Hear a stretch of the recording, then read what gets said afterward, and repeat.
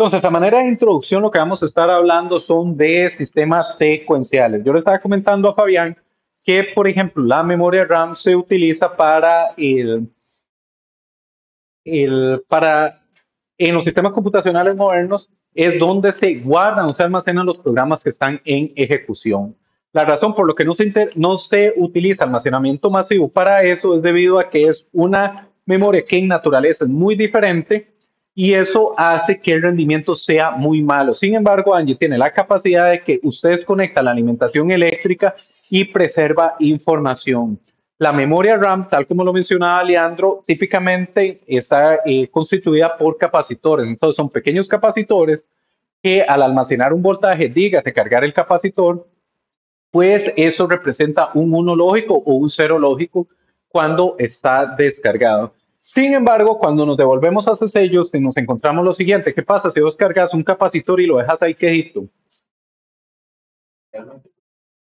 Idealmente conserva el voltaje, pero los capacitores reales tienen una resistencia en paralelo, ¿te acordás? Empieza a descargar. Eso hace que los sistemas de memoria RAM tienen un mecanismo de refrescamiento. Y estos mecanismos de refrescamiento hace que haya consumo de potencia. Entonces, no es solo tener el arreglo de capacitores que nos almacenan información, sino que tenés que tener controladores especiales que se encargan de estar recargando los capacitores necesarios para continuar manteniendo esa información.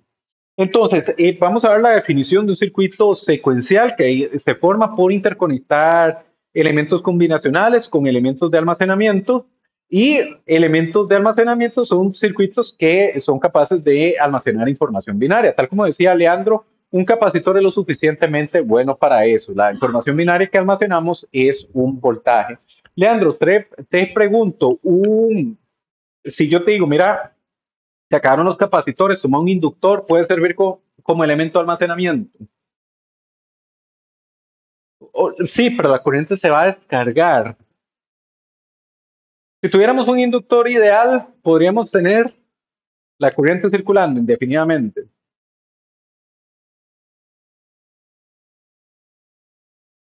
Los inductores pueden servir y el concepto del inductor tiene algo más interesante.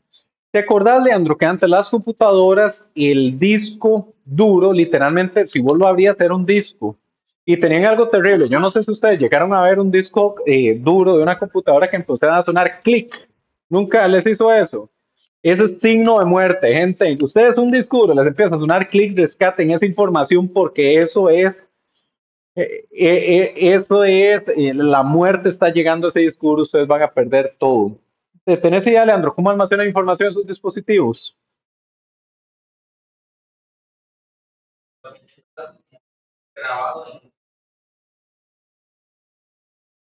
Campo magnético. Y directamente lo que hace es que dependiendo de la dirección del campo, es un 1 en una dirección y del otro lado es un 0. Entonces, almacenar información digital, no pensemos únicamente en voltaje, se puede almacenar de otras maneras. En campo magnético, lo que se hace es que estos sistemas tienen un transductor que convierte el campo magnético a señales eléctricas y de esa manera recuperamos información. Pero de igual manera, nosotros podemos almacenar información en cintas magnéticas, en cassettes, en tarjetas perforadas y eso es información binaria. Lo que necesitamos son los transductores que se encarguen de convertir eso a señales eléctricas, que es al fin y al cabo lo que vamos a requerir. Entonces, sí.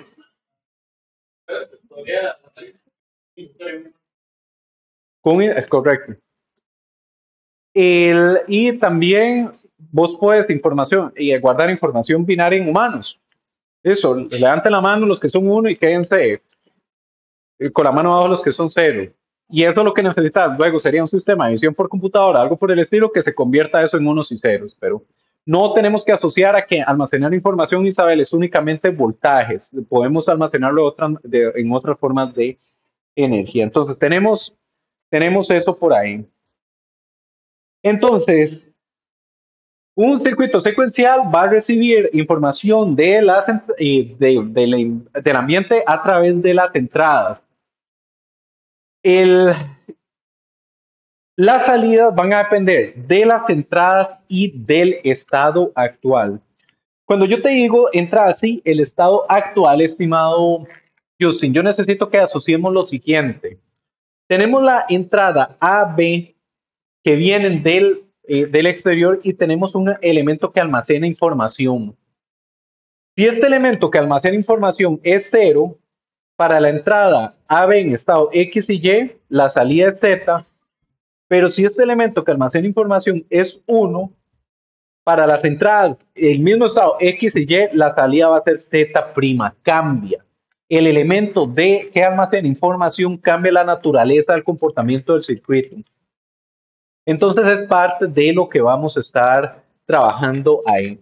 Por definición es un sistema cuyas salidas está en función de las entradas y del estado actual. Entonces ahí tenemos el diagrama de cómo funciona. Un circuito secuencial es un sistema combinacional que recibe entradas, tiene un estado actual o presente y a partir de eso genera la salida. Entonces tenemos eso por ahí.